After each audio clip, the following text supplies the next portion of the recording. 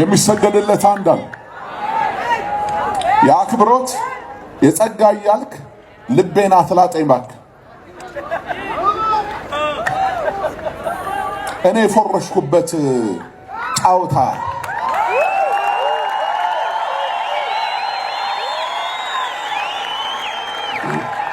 እኔ ነጥብ የጣልኩበት ጫውታ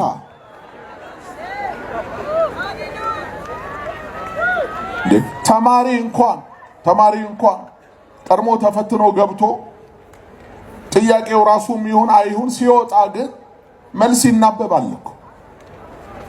ከዛ ከሳተ ተበላው ይላል። እሱ የተበላበትን ሄደ አስምረ ለመበላት ነው እንደ አንተ የምትንደረደረው። በብዙሃን የተባለው አብርሃም፣ በእግዚአብሔር የተወደደው አብርሃም፣ አይሁድም ክርስቲያንም አባታችን የሚሉት አብርሃም በኬጢ ፊት በሕዝቡ ሁሉ ፊት የሰገደው የሚሰገድለት አንድ መኖሩ ጠፍቶት ነውን?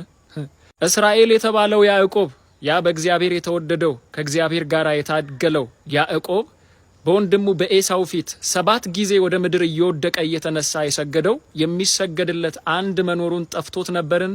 ሙሴ በአማቱ በዮቶር ፊት የሰገደው የሚሰገድለት አንድ መኖሩ ጠፍቶት ነበርን?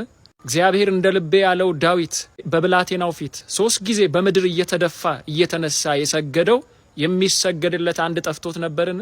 ቆርኔሌዎስ በጴጥሮስ ፊት የሰገደው የሚሰገድለት አንድ መኖሩ ጠፍቶት ነበርን?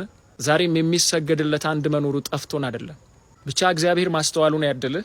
እግዚአብሔር መንፈስ ቅዱስ እንደገና ይጎብኝህ፣ ማስተዋሉን ይስጥህ። ሌላ ምን እንላለን?